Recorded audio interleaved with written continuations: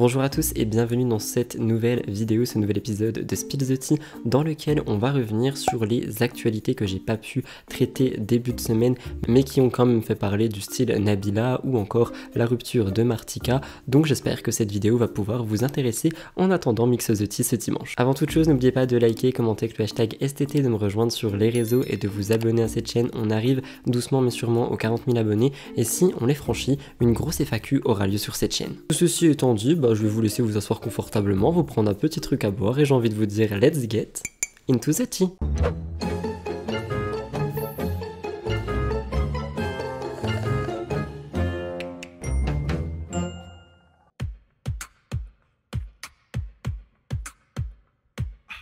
Premièrement, je voulais revenir sur Nabila parce qu'en ce moment, elle fait beaucoup parler d'elle étant donné que c'est déjà une icône de la télé-réalité, mais surtout avec le lancement de Cosmic Love, je vous en ai déjà parlé, elle a fait un retour en France et par conséquent, évidemment, elle est passée sur plusieurs plateaux, parler de sa nouvelle émission, mais surtout parler de ses débuts en télé et je voulais revenir sur ça parce que je trouve que c'était assez intéressant, notamment sur le plateau de C'est à vous, l'émission animée par Anne-Elisabeth Lemoine. Elle est revenue sur ses débuts en télé, sur cette émission et je voulais en parler avec vous. Rappelez-vous, au tout début, Nabila était une icône, mais pas forcément une icône appréciée parce qu'elle était énormément moquée de beaucoup de gens.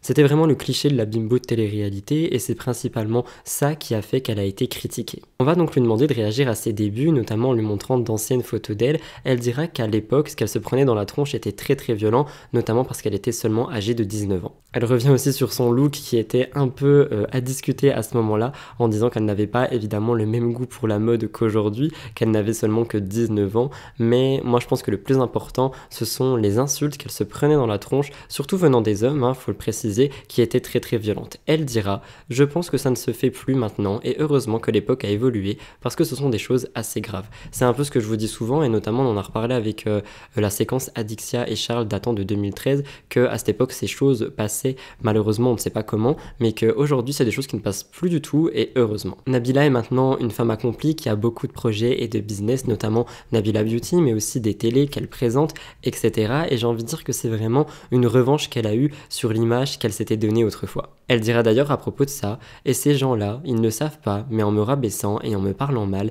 ils m'ont donné une forme de rage qui m'a permis d'arriver à avoir ce que j'ai aujourd'hui. » On peut littéralement dire que ces critiques l'ont aidée à se surpasser parce qu'elle a dit que c'était le moteur principal de leur prouver qu'elle n'était pas écervelée et que ce n'était pas une bimbo, qu'elle savait que son cerveau n'était pas encore bien développé et qu'elle a réussi à trouver une rage et une soif d'apprendre qui lui ont permis de devenir qui elle est maintenant. Je trouve que c'est extrêmement inspirant personnellement et je voulais le partager avec vous. Et elle a aussi fait une autre interview pour Brut. Bon, je l'ai pas regardé attentivement, mais j'en ai eu des échos et dedans elle parlait de Dubaï en disant que elle assume le côté bling bling sans forcément trop l'aimer, que c'est vraiment une ville remplie d'artifices, mais que surtout en fait elle prime la sécurité là-bas et elle pense à ses enfants. Et d'ailleurs sur un autre plateau, il me semble que, non c'était pas C'est à vous, mais sur un autre plateau, elle a aussi parlé du fait d'avoir exposé son enfant en disant qu'elle y avait mûrement réfléchi et que de base elle ne voulait pas forcément le faire, mais qu'elle s'est dit mieux vaut le faire moi-même avant que quelqu'un me prenne en photo comme ça avec mon enfant et décide de vendre la photo aux paparazzi, aux journaux, etc. Et je trouve que c'est assez louable comme décision. Je sais pas ce que vous en pensez, mais moi je trouve que c'est quelque chose qui est assez compréhensible. Je sais pas si louable était le bon mot, mais je trouve que c'est assez compréhensible et j'ai hâte de vous lire à propos de ces 3 sujets dans les commentaires. On va encore une fois parler de tension dans un couple parce que après la séparation de Carla et Kevin et celle de Nicolas et Laura Lempicka, avec toutes ces révélations de séparation, beaucoup d'internautes se demandent si les couples business ne seraient pas en train de s'éteindre, peut-être parce qu'ils ne font plus de placements ensemble ou j'en sais rien, mais en effet, les Marseillais s'arrêtent, la télé-réalité a l'air de prendre une nouvelle ère, donc peut-être que les couples business se séparent. Les internautes se moquent d'ailleurs beaucoup de la situation et certains même tournent sur internet. Par exemple, on peut voir une image de Jazz et Manon qui sont comme ça en train d'appeler quelqu'un ou peu importe de rejoindre une amie, mais on pouvait lire en dessous Jazz et Manon qui attendent leur tour pour divorcer après Nicolas et Laura. On pouvait aussi lire, imaginez Laura a quitté Nicolas parce qu'il est plus chef du RDM, et on pouvait aussi lire des choses du style pourquoi je sens que Julien et Manon seront les prochains à se divorcer après Nico et Laura. Et des noms qui ne cessent de ressortir dans les tweets sont ceux de Julien et Manon Tanti.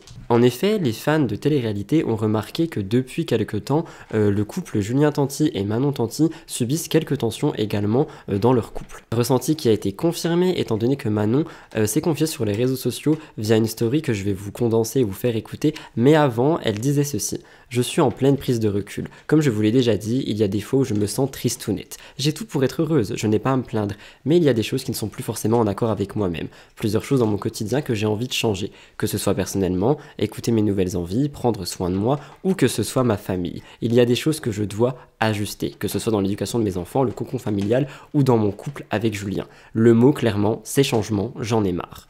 Je vous laisse écouter. Avec ma famille, il y a plusieurs petits trucs que j'ai ajustés, que j'aimerais aussi changer, que ce soit dans l'éducation des enfants, que ce soit le cocon familial, que ce soit mon couple aussi, que ce soit avec Julien, que ce soit, voilà, là le mot il est clairement changement. J'en ai marre, il y a plein de choses qui, j'ai plus le temps de me prendre la tête. Bon, du coup, pour en revenir au voyage, donc avant ce voyage aux Maldives, je me suis dit, voilà, j'ai envie d'air frais. J'ai envie de choses simples. J'ai envie de découvrir des choses. J'ai envie d'aller dans un endroit où j'ai jamais été et me mettre une paire de chaussures de randonnée et partir à l'aventure. Voilà. Donc j'ai prévenu les garçons parce qu'Angelina est trop petite. J'ai d'abord prévenu Thiago. Je lui ai dit voilà, maman elle va partir dans tous les cas. J'ai besoin de ce voyage. J'ai besoin de... Et c'est vrai qu'on voit énormément de tensions dans ce couple depuis maintenant quelques mois. Il y avait déjà eu des rumeurs de séparation il y a de cela 1 ou 2 mois, je vous en avais parlé aussi. Suite aussi à la diffusion de C'est la famille, il y a de cela encore quelques mois, j'arrête pas de me répéter mais c'est la vérité. On a vu beaucoup de tensions dans ce couple pour différentes raisons. Et du coup la question peut se poser, vu que toutes les candidates qui sont à Dubaï sont en train de se séparer de leur mari, peut-être que Manon attend simplement de faire la même chose. Donc soit ça, ou soit peut-être qu'elle nous fait une crise de la trentaine et elle a tout simplement de nouvelles envies qu'elle va réussir à vouloir partager avec Julien et peut-être que le couple pourrait continuer. Mais c'est vrai que les internautes se demandent vraiment si Julien et Manon ne seraient pas les prochains à se séparer parce que vous allez voir encore juste en dessous qu'on va reparler d'une rupture. J'attendrai vos commentaires par rapport à ça, on verra bien ce qu'il en est, mais j'ai bien envie de savoir ce que vous en pensez. Et surtout par rapport à la question du couple business, enfin des couples business qui, on dirait, se séparent parce que c'est vrai que tous les couples qui se séparent ont beaucoup été sujets à des rumeurs de couples business, des couples télé, etc. dans le sens où ils se sont mis en couple dans des télés et ils faisaient vivre leur couple pour continuer les télés. Maintenant que les Marseillais sont en train de s'éteindre, peut-être que cette question est à mettre sur la table. Hors télé, des choses se passent aussi. Je voulais vous parler de la future sortie de l'autobiographie du prince Harry. Ce livre, qui s'appelle Le Suppléant, paraîtra le 10 janvier, donc au moment où vous regardez cette vidéo, il est déjà sorti, et c'est une autobiographie qui va remuer le Royaume-Uni. Pour vous citer France Info, plusieurs médias ont déjà obtenu des copies de l'ouvrage avant sa publication le 10 janvier, notamment lorsque les librairies espagnoles l'ont mise par erreur en vente. A suivi un flot d'extraits qui ont provoqué la stupéfaction de son engagement sanglant en Afghanistan à des détails sordides tels sa consommation de cocaïne ou encore sa perte de virginité. Je voulais revenir un peu avec vous sur certaines de ces fuites pour vous expliquer un peu et peut-être vous donner envie d'acheter cette autobiographie et de la lire. Par exemple, on apprendra dedans que le prince Harry aurait eu une altercation avec son frère William concernant Meghan, donc la femme de Harry. Il dira dans le livre « William m'a attrapé par le col, arrachant mon collier et m'a fait tomber par terre. J'ai atterri sur la gamelle du chien, qui s'est brisée sous mon dos, les morceaux m'entaillant. » Ce n'était qu'un exemple parmi tant d'autres, mais d'autres choses sont sorties et je voulais me concentrer sur 2 points principalement qui secouent tout le Royaume-Uni. Premièrement, on apprendra qu'il aurait tué 25 combattants ennemis en Afghanistan. Selon ses mots, il les voyait comme des pièces d'échecs et on pouvait lire via le Daily Telegraph. Je m'étais fixé comme objectif dès le premier jour de ne jamais me coucher avec des doutes sur le fait que j'avais fait ce qu'il fallait, que j'avais tiré sur des talibans et uniquement sur des talibans sans civils à proximité. Moi, je trouve beaucoup de sous-entendus dans cette phrase et dans cette citation. Je vous laisserai me dire ce que vous en pensez dans les commentaires, mais il continue en disant « Il me semblait essentiel de ne pas avoir peur de ce nombre, 25, qui ne me procure ni satisfaction ni embarras. » C'est quelque chose qui a énormément remué Internet aussi et qui a beaucoup choqué, donc j'ai vraiment hâte de vous lire à ce sujet dans les commentaires, même si ça n'a rien à voir avec la télé, j'ai vraiment hâte de vous lire. Mais dernière fuite très choquante qu'on apprendra via Sky News, Harry a reconnu avoir, bien sûr, et ce sont ses mots, déjà pris de la... Il a dit « Chez quelqu'un, lors d'un week-end de chasse, on m'a proposé une ligne et ensuite j'en ai encore pris. Ce n'était pas très amusant, ça ne m'a pas rendu particulièrement heureux, mais ça m'a fait me sentir différent. J'étais un jeune de 17 ans qui voulait essayer n'importe quoi qui viennent bousculer l'ordre établi. Donc en fait, moi ce que je comprends, c'est que c'est vraiment quelqu'un qui n'avait pas forcément envie de vivre la royauté, etc. Quelqu'un qui se cherchait, et peut-être que maintenant, on le voit de toute façon avec les documentaires Netflix, peut-être que vous l'avez certainement vu ce documentaire, et surtout avec cette autobiographie, il a envie de tout déballer, et principalement de montrer que peut-être la royauté n'est pas forcément quelque chose d'aussi cool qu'on peut le laisser paraître. Et quand je dis cool, évidemment, c'est un mot pour illustrer, hein. Venez pas me bombarder dans les commentaires, c'est juste pour vous illustrer les choses. Je sais pas si ce genre d'actu peut vous intéresser, c'est pour ça que je l'ai placé à l'intérieur de cette vidéo. Dites-moi dans les commentaires, s'il vous plaît, si ce genre d'actu un peu société hors télé vous intéresse aussi quand je vous fais des vidéos sur plusieurs petits points, parce que je me dis que si je peux ramener de la société en plus de la télé, ça peut n'être que bénéfique pour les plus jeunes qui me regardent, pour apprendre des choses, etc. Parce que moi j'en ai appris pas mal en faisant ces recherches sur le prince Harry. Je ne suis pas calé en royauté britannique, malgré les cours que j'ai pu faire, je ne suis pas calé à ce qui se passe aujourd'hui, donc ça m'intéresse aussi d'apprendre des choses, et si je peux vous en apprendre, ce n'est que bénéfique. Mais j'ai vraiment hâte de vous lire dans les commentaires par rapport à ces fuites, principalement pour celle de l'Afghanistan, parce que c'est quelque chose qui personnellement moi m'a un peu choqué quand j'ai lu ça, donc j'ai hâte de vous lire. Comme je vous l'ai dit juste avant, un autre couple de télé-réalité s'est dernièrement séparé. Vous m'avez demandé de revenir dessus, alors je le fais. Il s'agit de Martika et Umberto qui étaient en couple depuis des années. Pour vous présenter Martika, elle avait enchaîné les télé-réalités. Elle était notamment connue pour son couple avec Julien Guirado, je sais pas si vous vous rappelez. Ils avaient notamment participé à la saison 2 de Moundir les apprentis aventuriers, et c'est après cette aventure que Martika et Julien s'étaient séparés. Et en 2018, Martika tombe sur Umberto Toretto et le couple va rapidement s'unir. Ils vont officialiser leur relation et quelques mois plus tard, ils annoncent attendre un enfant. Aujourd'hui, ils sont parents de 2 filles, Mia qui a été née le 14 novembre 2019 et la petite dernière, Gioa. Gioa ou Jaioa, je ne sais pas trop comment ça se prononce. Et ça fait maintenant aussi quelques années que le couple était à l'antenne à la télé dans Maman est célèbre. J'ai suivi 1 ou 2 saisons, j'ai pas vraiment tout suivi de Maman est célèbre, je sais pas si vous connaissez, dites-le moi dans les commentaires parce que c'est vrai que je parle pas beaucoup d'actu sur Maman est célèbre parce que c'est pas quelque chose qui ressort beaucoup, mais si ça peut vous intéresser, dites-le moi dans les commentaires et ça me ferait plaisir de vous parler de cette émission également.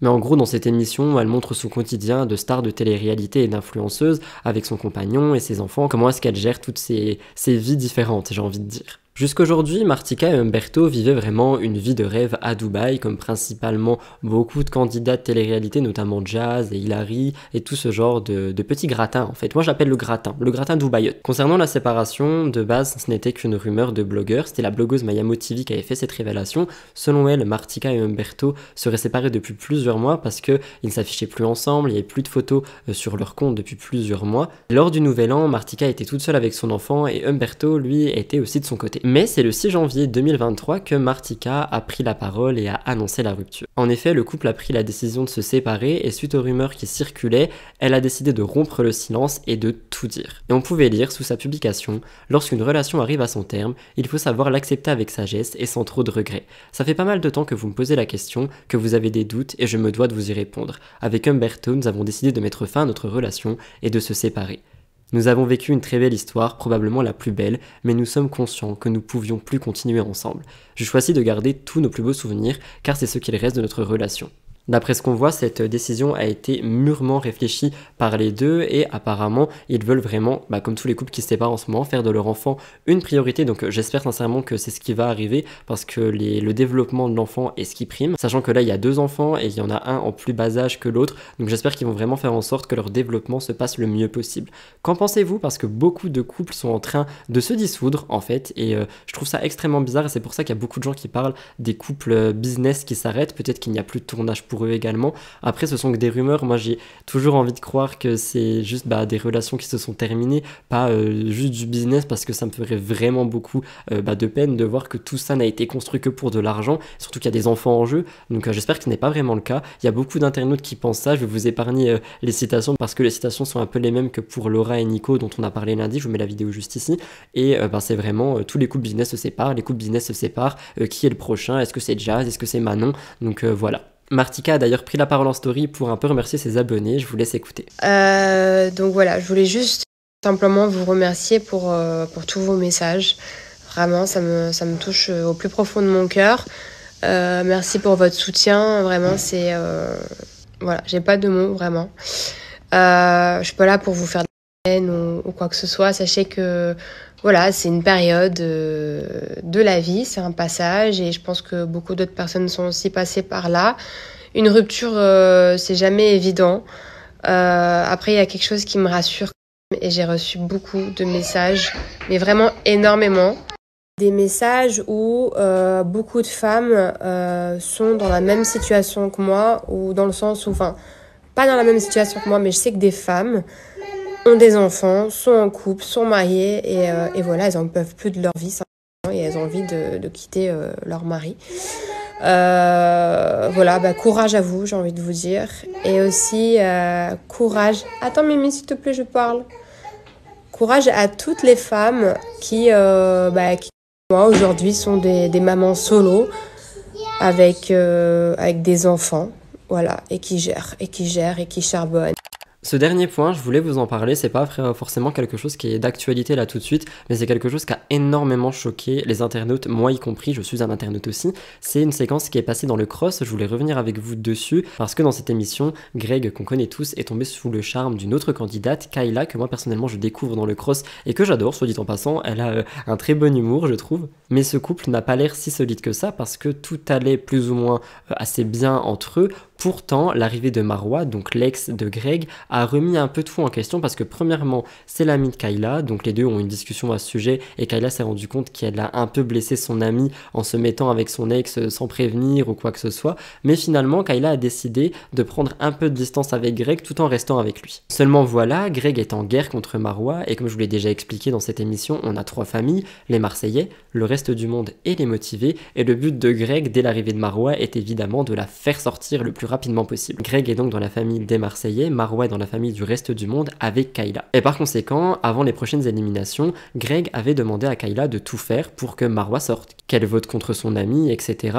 Et il lui laissait pas vraiment le choix en fait. Donc jusque là, moi j'ai envie de vous dire c'est ok, il a le droit de demander de l'aide, rien de mal. Seulement, Kayla, elle ne savait pas quoi faire. Elle disait, j'essaye de trouver une solution, si je vote pour toi, Greg va me faire la gueule et va me faire passer pour une traître. Il m'a dit qu'il me quitterait. Et ça a totalement étonné Marwa qui a dit « Je suis ton ami, je serai très déçu si tu votes pas pour moi ». Et en parlant de la relation de Greg et Kayla, elle dira « Cette relation tient juste pour le jeu alors ?» Donc dans ce que Marwa a dit, ok, il y a une déception de par son ami si elle vote contre elle, mais elle dit juste qu'elle est déçue, elle dit plus que ça ne sera plus son ami ou peu importe, alors que du côté de Greg, il dit littéralement « Si tu votes pas pour Marwa, je te quitte ». Greg, afin de vérifier si Kayla allait suivre sa stratégie pour faire virer Marwa, il va la retrouver et Kayla lui confirme qu'elle a des doutes, qu'elle ne sait pas quoi faire parce qu'elle a le cul entre deux chaises. Est-ce qu'elle vote contre son ami ou non? Mais si elle ne vote pas contre son ami, elle va décevoir son copain, mais il risque de la quitter. Et Greg dit « Tu vas rester avec ta copine alors. Si tu ne mets pas ton nom, c'est fini entre nous. » Et Kayla lui dit « C'est quoi ce chantage ?» Et oui, pour vous expliquer, parce que Kayla devait mettre son nom afin d'avoir une égalité et que les Marseillais puissent virer Marwa. Et en fait, cette scène en particulier, elle a choqué tout le monde et elle est pas du tout passée pour les internautes.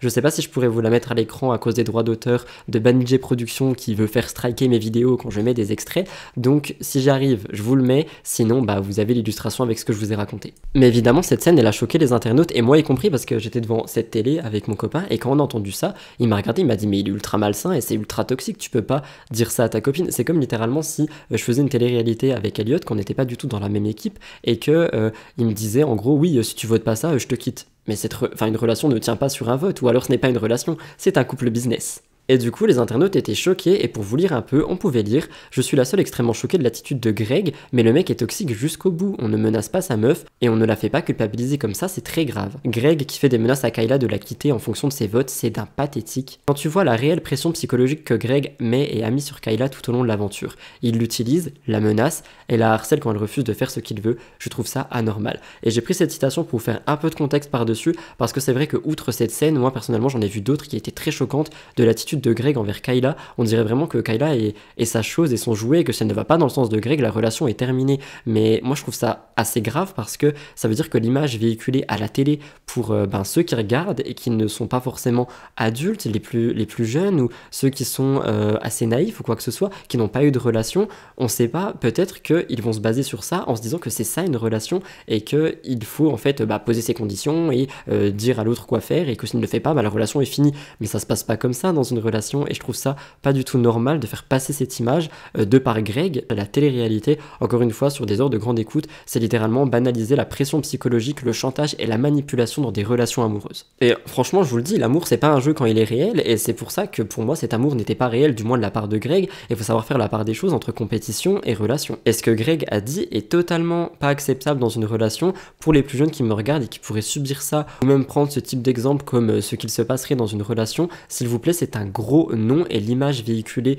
dans cette séquence est horrible. Ça me permet de rebondir sur autre chose. Il s'est passé autre chose, je pense qu'on en parlera dimanche dans Mix the Tea, mais en ce moment il y a aussi des choses qui sortent par rapport à Greg et Mélanie ORL qui ont eu une relation, parce que Mélanie s'était aussi rapprochée de Cédric, ami de Greg, et ça s'est fait après leur relation, et on dirait que toutes les ex de Greg lui appartiennent, parce que ça ne plaît pas du tout que Mélanie se rapproche de quelqu'un d'autre après leur relation. Mais enfin, je suis désolé, c'est des comportements totalement toxiques. Si ta relation est terminée, tu n'as pas le monopole sur les gens, et même en étant en couple, tu ne dois pas avoir la main sur ton ou ta partenaire. On en parlera dimanche en détail de Mélanie, Greg et Cédric. Si vous le voulez, dites-le moi dans les commentaires. Et pour ce que Kayla a fait au niveau des votes, je vais pas vous spoiler, même si la séquence et l'épisode est sorti. La raison étant que je vous ai déjà spoilé 2-3 choses des apprentis, et j'en suis encore une fois très très désolé, et je m'en veux, donc c'est la raison pour laquelle je vais pas vous dire ce que Kayla a fait.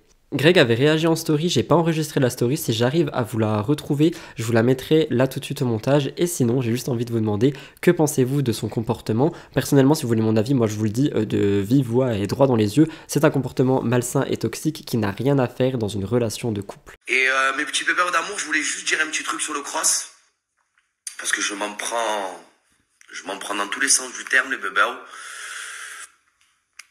Vous allez voir. Je parle pas par rapport à l'âne, etc. Je parle par rapport à mademoiselle Kayla. Vous verrez. Je peux rien dire parce que je peux pas spoiler, vous comprenez.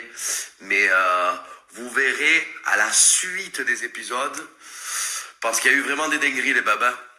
Je dis ça, je dis rien. Et malheureusement, vous savez, je me trompe rarement, les babes. Rarement. Je fais pas le mec qui sait, mais je me trompe rarement. Et pour le coup, vous allez voir, c'est pour ça que je pète un câble, et c'est pour ça que, entre guillemets, je mets un ultimatum à Kayla. Mais vous comprendrez dans les épisodes qui vont arriver, les bébés.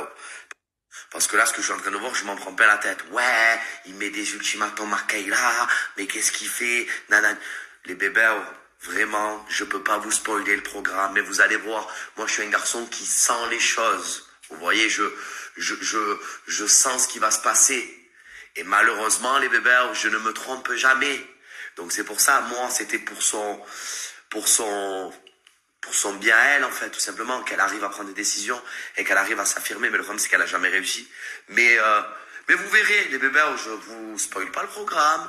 Vous verrez de vous-même, parce qu'il y a eu vraiment, oh là là.